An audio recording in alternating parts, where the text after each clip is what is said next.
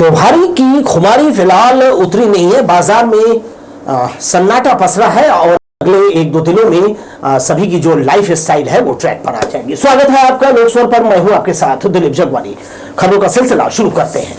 छत्तीसगढ़ से राज्यसभा सदस्य के लिए कांग्रेस और भाजपा ने एक एक प्रत्याशी का जो है अपना नामांकन दाखिल कर दिया। कांग्रेस की फूलोदेवी नेताम और भाजपा से लक्ष्मी वर्मा ने गुरुवार को अपना नामांकन जमा कर दिया। भाजपा ने राज्यसभा के लिए वरिष्ठ महिला नेता लक्ष्मी वर्मा को उम्मीदवार बनाया है। पार्टी हाईकमान ने संभावित उम्मीदवारों के लिए 7 नामों के पैनल में से 3 नामों को अंतिम चरण में रखा था। इनमें नारायण चंदेल, कृष्णमूर्ति बांधी और लक्ष्मी वर्मा शामिल थी। नामांकन जमा करने भाजपा के प्रदेश अध्यक्ष किरण देव समेत पार्टी विधायक मौजूद थे।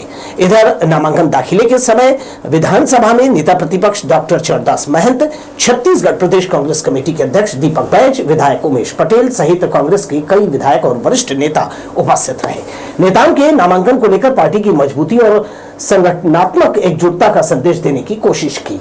इस दौरान फूलोदेवी नेताम ने पार्टी के शीर्ष नेतृत्व और प्रदेश के वरिष्ठ नेताओं के प्रति आभार व्यक्त करते हुए छत्तीसगढ़ के विकास के मुद्दों को राज्यसभा में मजबूती से उठाने की बात कही।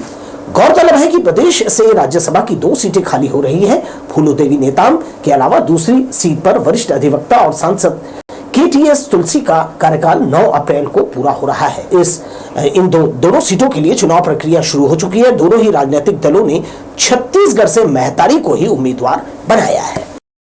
छत्तीसगढ़ के राज्यपाल रमन ढेका ने अपने बिलासपुर प्रवास के दौरान कोटा विकासखंड के शिवतराई गांव पहुंचकर बैगा और बिरहोर जनजाति के लोगों से आत्मीय संवाद किया। उन्होंने ग्रामीण जीवन शैली की पारंपरिक संस्कृति और शासन की योजनाओं से मिल रहे लाभ की विस्तार से जानकारी ली। इस अवसर पर राज्यपाल ने गांव के आर्चरी खिलाड़ियों से मुलाकात की और उनका उत्साहवर्धन करते हुए प्रत्येक खिलाड़ी को 5-5 हजार रुपए देने की घोषणा की। उन्होंने खिलाड़ियों को लोक भवन रायपुर आने का निमंत्रण भी दिया तथा कलेक्टर को उनके आवागमन और आवश्यक व्यवस्थाएं सुनिश्चित करने के निर्देश दिए।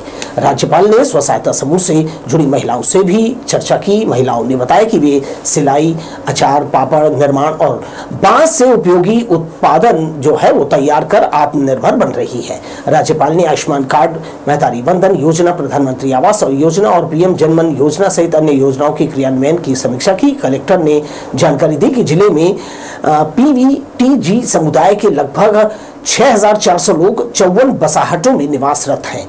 PM जनमन योजना के तहत सैकड़ों आवास स्वीकृत किए गए हैं। सड़कों का निर्माण हुआ है और मोबाइल मेडिकल यूनिट के माध्यम से स्वास्थ्य सुविधाओं की उपलब्धता कराई जा रही है। राज्यपाल ने बैगा और बिरहोर समाज के समृद्ध संस्कृति को सहेजने का जो है आह्वान किया। बिलासपुर में होली का पर्व पूरी तरह शांति और सौहार्द के साथ मनाया गया। प्रशासन और पुलिस की मुस्तैदी के बीच शहर में कहीं से भी किसी बड़ी अप्रिय घटना की खबर सामने नहीं आई। सुबह से ही शहर के विभिन्न मोहल्लों और कॉलोनियों में लोगों ने एक दूसरे को गुलाल लगाकर होली की शुभकामनाएं दी। कहीं डीजे की धुन पर युवा थिरकते नजर आए, कहीं पारंपरिक ढोल की थाप पर लोग झूमते दिखे। लोगों ने अबीर गुलाल लगाकर गले मिलते हुए आपसी भाईचारे और सौहार्द का परिचय दिया। कई स्थानों पर सामूहिक होली मिलन समारोह का आयोजन भी किया गया, जहां मिठाई और ठंडाई का दौर चलता रहा। ढोल, नगाड़ों और डीजे की धुन पर लोग थिरकते नजर आए। संवेदनशील इलाकों में पुलिस बल की विशेष तैनाती की गई थी। कुल मिलाकर बिलासपुर में होली का पर्व हंसी खुशी संपन्न हुआ। रंग पर्व होली पर केंद्रीय राज्य मंत्री ने अपने गृह ग्राम डिंडौरी में क्षेत्रवासियों के साथ होली मनाई। अपनों के बीच पहुंचकर मंत्री ने भाईचारे और समरसता का संदेश दिया।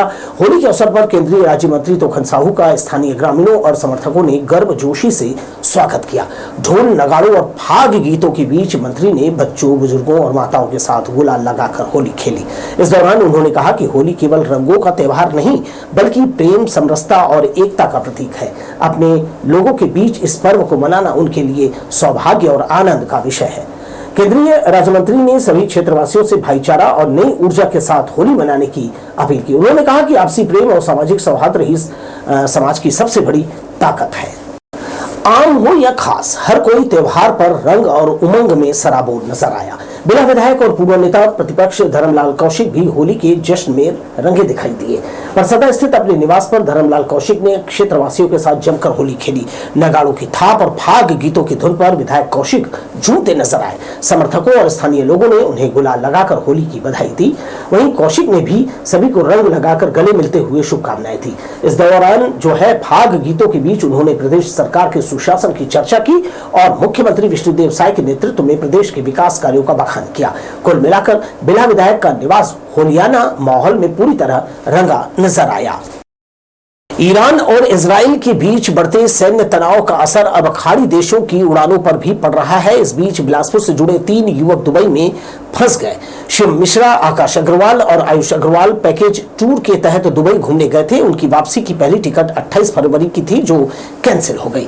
इसके बाद 3 मार्च की फ्लाइट भी रद्द हो गई। 5 मार्च की नई टिकट मिली है जिसमें उनके घर लौटने की उम्मीद जागी है। पश्चिम एशिया में तनाव के कारण कई उड़ानें रीशेड्यूल हो रही है। दुबई एयरपोर्ट पर यात्रियों की भीड़ बढ़ गई है।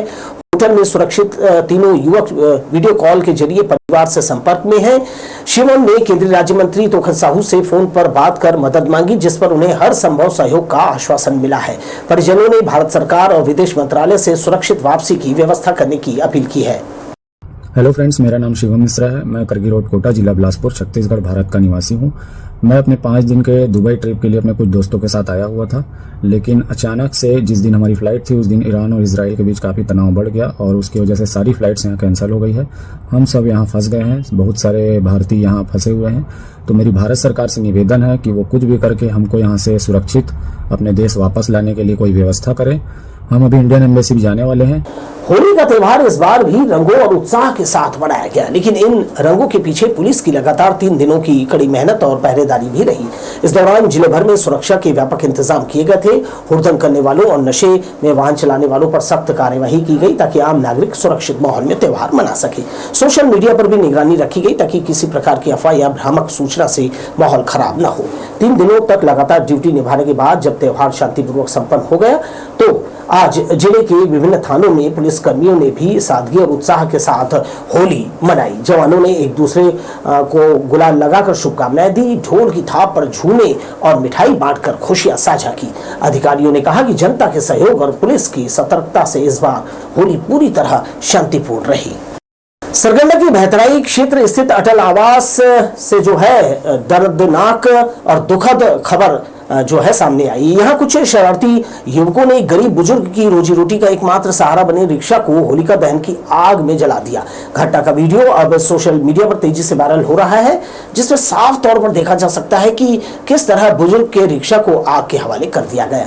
बताया जा रहा है कि पीड़ित बुजुर्ग अकेले रहकर रिक्शा चलाकर अपना जीवन यापन करता था। यही रिक्शा उसकी कमाई का एकमात्र जरिया था जिससे वो अपनी रोजमर्रा की जरूरतें पूरी कर रहा था। लेकिन होली के नाम पर कुछ बदमाश युवकों ने उसकी मेहनत और जीवन की कमाई को आग में झोंक दिया, जिससे बुजुर्ग गहरे सदमे में है। स्थानीय निवासियों का कहना है कि होली जैसे पवित्र और खुशियों के त्यौहार के नाम पर इस तरह की हरकत बेहद निंदनीय है। लोगों ने दोषियों के खिलाफ कड़ी कार्रवाई की मांग करते हुए प्रशासन से पीड़ित को मदद दिलाने की मांग की। गौरव पेंड्रा मरवाही जिले में एक दिल दहला देने वाली घटना सामने आई है। मरवाही थाना क्षेत्र के ग्राम कटरा के धनुहारी टोला में एक बेटी ने अपनी ही मां की निर्मम हत्या कर दी। जानकारी के मुताबिक आवास योजना के पैसों को लेकर बेटा विवाद कर रहा था। देर रात मां बेटे के बीच कहासुनी हुई जो धीरे धीरे हिंसक झगड़े में बदल गई। आरोप है कि गुस्से में आकर बेटे ने 65 वर्षीय फूलमतिया बाई धनुआर पर हमला कर दिया। गंभीर चोट लगने से उनकी मौके पर ही मौत हो गई। घटना की सूचना मिलते ही मरवाही थाना पुलिस मौके पर पहुंची। शव को कब्जे में लेकर पंचनामा कार्यवाही की गई और पोस्टमार्टम के लिए भेजा गया है। पुलिस ने मामला दर्ज कर आरोपी बेटे की तलाश शुरू कर दी है। होली के पावन त्योहार पर मां बेटे के रिश्ते को शर्मसार करने वाली इस घटना से पूरे गांव में दहशत और शोक का माहौल है। पुलिस का कहना है कि जल्दी ही आरोपी को गिरफ्तार कर लिया जाएगा।